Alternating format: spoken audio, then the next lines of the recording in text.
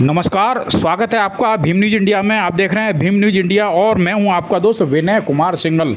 अखिल राजस्थान अनुसूचित जाति जनजाति पिछड़ी जाति अधिकारी कर्मचारी संयुक्त महासंघ द्वारा आज कोटा में आदिवासी दिवस मनाया गया।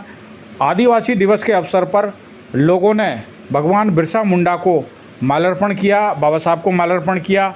देखिए भीम न्यूज़ इंडिया की एक रिपोर्ट। ऊपर आ जाओ। अबे ऊपर। जाति जनजाति पिछड़ी विश्व आदिवासी दिवस है आज। अखिल राजस्थान अनुसूचित जाति पिछड़ी जाति अधिकारी कर्मचारी संयुक्त महासंघ द्वारा आज आदिवासी दिवस मनाया जा रहा है। आइए इस कार्यक्रम में जो उपस्थित हैं प्रदेश के कार्यकारी अध्यक्ष श्रीमान मनोहर लाल जी मीणा, बात करते हैं मनोहर जी से। क्या संदेश देना चाहेंगे आज आप समाज को विश्व आदिवासी दिवस के उपलक्ष्य में? आज विश्व आदिवासी दिवस पर मैं सभी को हार्दिक शुभकामनाएं बधाई देना चाहूँगा। साथियों, आज पूरे विश्व में आदिवासी दिवस मनाया जा रहा है। साथियों, आदिवासी दिवस के दिन हमको एक संदेश मिलता है कि हमको एक संगठित होकर और हमारे अधिकारों की रक्षा करनी चाहिए। आज आदिवासी दिवस के दिन मैं ये कहना चाहता हूँ कि जिस तरह हमारे आदिवासी और दलित वर्ग पर जिस तरह कुठाराघात किया जा रहा है, मैं ये कहना चाहूँगा कि हमारे आदिवासी चाहे मध्य प्रदेश में हो, चाहे असम में हो, चाहे कहीं भी हो, आज बहुत ज़्यादा अत्याचार किया जा रहा है। और मैं ये कहना चाहूँगा कि आज समय आ चुका है, अब संघर्ष के लिए तैयार रहें और हमारे अधिकारों की लड़ाई लड़ने के लिए हमको आगे आना पड़ेगा। और मैं ये कहना चाहूँगा, आज कई बातें हैं, क्योंकि आज जो मनुवादी हैं वो आदिवासी दलित वर्ग और पिछड़ों के साथ अत्याचार कर रहे हैं। तो मैं ये कहना चाहूँगा कि हमारे साथियों को कि हमें अब अपने अधिकारों के लिए तन मन धन से हमको आना चाहिए और हमारे संघर्ष करने के लिए हमको तत्पर रहना पड़ेगा। आज देखिए आप, सुप्रीम कोर्ट के माध्यम से आरक्षण को ख़त्म किया जा रहा है। ये सरकारें, मैं ये कहना चाहता हूँ, केंद्र सरकार की साजिश है। आज जिस तरह निजीकरण किया जा रहा है और उसके साथ साथ सुप्रीम कोर्ट के माध्यम से इस आरक्षण को ख़त्म किया जा रहा है। ST SC में ही कोटे में कोटा। मनोहर जी, सुप्रीम कोर्ट का वर्डिक्ट आया है, आप बताएं आप क्या करेंगे? 21 तारीख को किसी ने भारत बंद का आह्वान किया है, आप बताइए आपका क्या कहना है इस मामले में?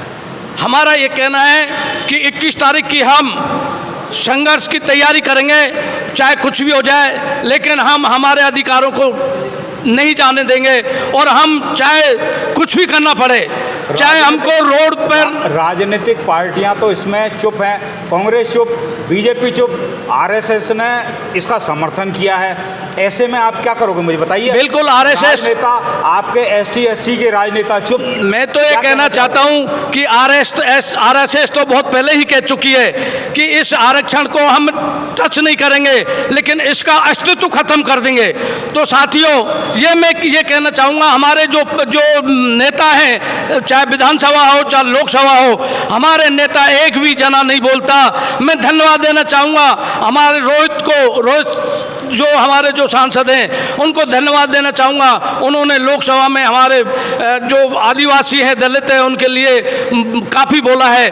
तो मैं ये कहना चाहूँगा हमारे सभी लोकसभा में बैठे हुए जो नेता हैं कि अब समय आ चुका है और अब संघर्ष करने के लिए, क्योंकि जब गाँव में आग लगती है। मनोहर जी, एज पर कॉन्स्टिट्यूशन आरक्षण में छेड़खानी नहीं कर सकते, ये भारतीय संविधान में दे रखा है।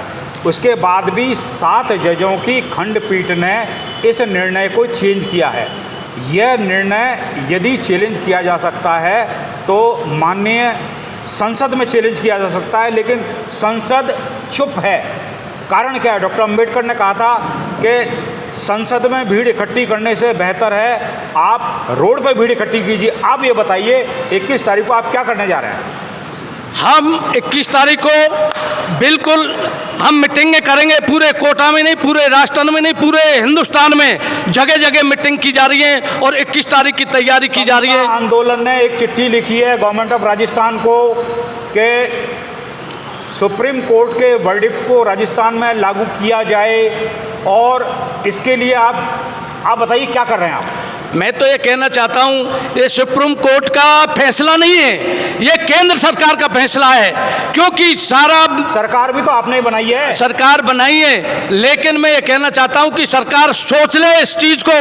यदि एसटी एससी दलित पर यदि अत्याचार किया और उनके अधिकारों का हनन किया गया तो निश्चित रूप से जिस तरह बंगाल में जिस तरह तूफान आ रहा है, ऐसे पूरे हिंदुस्तान में तूफान आ जाएगा। 9 करोड़ की आबादी है भारत में आदिवासियों की, जो कि अपने आप को हिंदू नहीं कहते हैं। बताइए आपका इस मामले में क्या कहना है? बिल्कुल हिंदू नहीं है। मैं तो ये कहना चाहता हूँ कि हम आदिवासी जो हैं वो जल जंगल और जमीन को पूजने वाले हैं, और हमारे जो अधिकार हैं उनके लिए हम बिल्कुल संघर्ष करेंगे। और 21 तारीख को निश्चित रूप से हम मीटिंगें करके पूरे कोटा ही नहीं, पूरे राजस्थान नहीं, पूरे हिंदुस्तान में हम संघर्ष का बुगुल बजाएंगे। जय हिंद, जय भारत, जय संगठन, जय भीम। माननीय सुप्रीम कोर्ट का जो वर्डिक्ट आया है कोटे में कोटा, इसके लिए एसटी एससी ओबीसी अधिकारी कर्मचारी संयुक्त महासंघ के प्रदेश अध्यक्ष श्री मनोज लाल मीणा ने अपनी बात कही। उनका कहना है कि हम इस बंद का समर्थन करते हैं और आगे भी हम इसके लिए व्यू रचना तैयार करेंगे। न्यू मेडिकल कॉलेज के अधीक्षक रहे हैं और समाज में चिंतनशील व्यक्तित्व में डॉक्टर सुशील का नाम आता है। आइए हम डॉक्टर सुशील से बात करते हैं। डॉक्टर सुशील का क्या कहना है ये जो सुप्रीम कोर्ट ने वर्डिक्ट दिया है? डॉक्टर साहब क्या कहेंगे इसमें?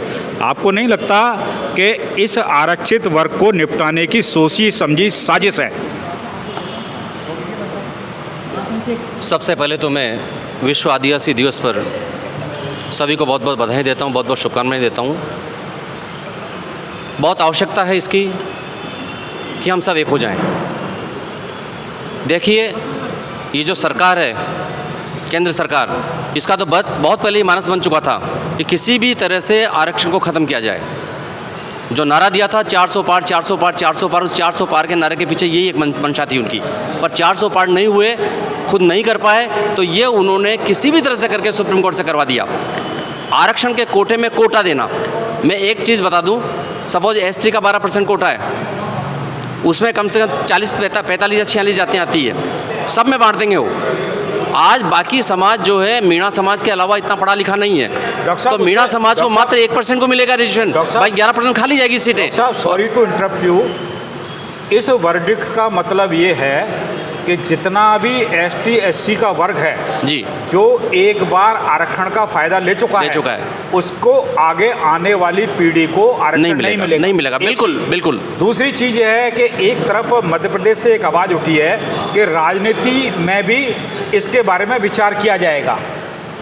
राजस्थान में मीणा कम्युनिटी मार्शल कम्युनिटी है, सबसे ज़्यादा जनप्रतिनिधि हमारे यहाँ से चुन के आते हैं। बिल्कुल। शेड्यूल कास्ट में सबसे बड़ी कम्युनिटी मेघवाल कम्युनिटी है, सबसे ज़्यादा जनप्रतिनिधि हमारे यहाँ उनसे चुन के आते हैं। सेकंड नंबर पे आता है रैगर जाटव, तीसरे नंबर पे आता है वैरवा। तो इसका मतलब है भविष्य में राजनीतिक डेथ भी हो जाएगी इन लोगों की। बिल्कुल हो जाएगी, इनकी मंशा यही है। मैं एक चीज़ बता दूँ, आरक्षण किस पे दिया गया है? आरक्षण सिर्फ राजनीति में दिया गया, राजनीतिक आरक्षण है, सामाजिक आरक्षण है, शैक्षणिक आरक्षण है, और सबसे बड़ी बात है आर्थिक आरक्षण है। अभी मात्र राजनीतिक आरक्षण पूरा हुआ है, भाई किसी में पूरा नहीं हुआ है। जब सब जगह आरक्षण पूरा हो जाए, हटा दो आरक्षण, किसी को आवश्यकता नहीं है, पर बहुत टाइम लगेगा इसको। डॉक्टर साहब आरक्षण का मतलब बाबा साहब ने संविधान में प्रतिनिधित्व का अधिकार दिया था। जी बिल्कुल दिया था। प्रतिनिधित्व से तात्पर्य है कि यदि कोई व्यक्ति राजनीति में या शिक्षा में या नौकरी में प्रतिनिधित्व करता है तो उसका दायित्व बनता है कि वो अपने समाज, गांव, ढाणी सब का उद्धार करे। लेकिन क्या आपको ऐसा नहीं लगता कि पिछले लगभग 50 साल से हमारा जो प्रतिनिधित्व करने वाला वर्ग है, चाहे वो राजनीति में हो, चाहे वो नौकरी में हो, चाहे शिक्षा में हो, वो अपने बाबा साहब के दिए हुए सिद्धांत से भटक गया है? क्या कहेंगे? बिल्कुल भटक गया है, 100% भटक गया है। आज मैं मेरे समाज में डॉक्टर बन गया हूँ, मेरे परिवार में डॉक्टर बन गया हूँ। सबसे पहले तो मैं ये चाहूँगा कि मेरा परिवार ही आगे बढ़े, बाकी समाज की मुझे चिंता नहीं होगी। बहुत कम लोग हैं, बहुत कम है, मेरा परिवार, बहुत कम लोग हैं जो चिंतन करते हैं पूरे समाज की। बहुत कम लोग हैं, अम्बेडकर जैसे बहुत कम लोग हैं। डॉक्टर साहब, आज हमारी वर्ग की ये स्थिति आने का कारण है कि जिसने भी आरक्षण का फ़ायदा लिया है उसके जहन में एक बात है, मैं, मेरी बीवी, मेरा बंगला, मेरी गाड़ी, मेरे बच्चे, समाज को तो बिल्कुल ही भुला दिया। बिल्कुल बिल्कुल बिल्कुल। आज वर्तमान में इस परिस्थितियों का सामना करना पड़ा। मैं बताइए, मैं बिल्कुल क्या करेंगे? मैं बिल्कुल आपकी बात से सहमत हूँ। आज जितने भी हम चुन के भेजते हैं, चाहे एमएलए भेजें चाहे एमपी भेजें, वो उस पार्टी की चूड़ियाँ पहन के बैठ जाते हैं, एक शब्द नहीं बोलते। कुछ लोग होते हैं, जैसा भी नाम लिया आपने, एक चंद्रशेखर भी बहुत अच्छा बोला, कुछ लोग हैं जो कि बोलते हैं, बाकी 90% लोग कुछ नहीं बोलते हैं। तो कम से कम मैं चाहूँगा ये आवाज़ हमें उठानी पड़ेगी, उसी आदमी को हम आगे भेजें जो कि हमारे समाज की आवाज़ उठाए। डॉक्टर साहब, आवाज़ कहाँ उठाओगे? मीडिया आपका है नहीं, जनप्रतिनिधि आपके है नहीं, समाज में विघटन है, जातिगत बंटवारा इतना है, कहाँ आवाज़ उठाओगे? तो देखिए, ऐसा है, जब देश आज़ाद हुआ था उस समय कोई एक व्यक्ति नहीं आया था सामने, ये एक एक घर से आवाज़ उठी थी। जो बड़ी बड़ी मीटिंगें नहीं हुआ करती थी, घर घर मीटिंगें हुआ करती थी। आज वो टाइम आ गया है कि हम लोगों को वैसा करना पड़ेगा, जब जाकर हम आगे बढ़ पाएंगे, अदरवाइज हम आगे नहीं बढ़ पाएंगे, हम कुछ नहीं कर पाएंगे। आपको पता है, अभी कुछ सालों पहले भी एक आरक्षण के संदर्भ में एक कांग्रेस लीडर हैं, अनुसूचित जाति को बिलोंग करते हैं और एससी वर्ग में अच्छी पैठ रखते हैं, दिनेश खटीक, वार्ड पार्षद रहे हैं। दिनेश जी, आज भी क्या कहना है आपका किस मामले में? ये जो आपकी फाइल बंद हुई है, इस मामले में? फाइल बंद करने वालों की फाइल बंद करने का जज्बा रखते हैं हिंदुस्तान के दलित समाज के लोग। मैं आपके चैनल के माध्यम से इतना सा कहना चाहता हूँ आदरणीय सिंघल साहब, 2 अप्रैल की घटना हिंदुस्तान भूला नहीं है और 21 तारीख को हिंदुस्तान की सड़कों पे जो जनसैलाब आएगा, उन 7 जजों को भी पुनः विचार करने का एक इतिहास उनको याद आएगा कि हमने जो डिसीजन हिंदुस्तान के जमीन जंगल बचाने वाले लोगों को बांटने का काम जो हमने किया है। दिनेश जी, आपकी कांग्रेस तो चुप है। अब कांग्रेस है, ये तो आज़ादी के समय की पार्टी है जो चल रही है, कांग्रेस के अलावा और भी नहीं बोल रहे। लेकिन हम लोग कह रहे हैं आपसे, राहुल गांधी का कोई स्टेटमेंट नहीं आएगा नहीं आएगा तो उसकी सजा वो भुगतेंगे। लेकिन हम कोटा शहर के दलित समाज के लोग आज अम्बेडकर भवन में ये प्रतिज्ञा लेके जाएंगे, 21 तारीख को कोटा की सड़कों पे जलजला होगा। जय भीम के नारों से कोटा की गली गली गूंजती नजर आएगी आदरणीय सिंघल साहब। भारत में आरक्षित वर्ग की इतनी जातियां हैं और उन जातियों में भी इतना बंटवारा है कि इनमें एकता का अभाव है और एकता न होने के कारण ही आज जो इस तरह की परिस्थिति आ रही है, ये इसका सामना करना पड़ रहा है। क्योंकि जनप्रतिनिधियों को और सबको इस चीज़ का एहसास है कि ये कभी एक नहीं हो सकते और अनेकता के कारण ही ये बर्बादी का कारण है। भीम न्यूज़ इंडिया को यूट्यूब पर सब्सक्राइब कीजिए, लाइक कीजिए, शेयर कीजिए, कमेंट्स कीजिए। आप हमारे फेसबुक पेज भीम न्यूज़ को भी फॉलो कर सकते हैं। न्यूज़ अपडेट के लिए बने रहिए हमारे साथ, देखते रहिए भीम न्यूज़ इंडिया। आपका बहुत बहुत धन्यवाद।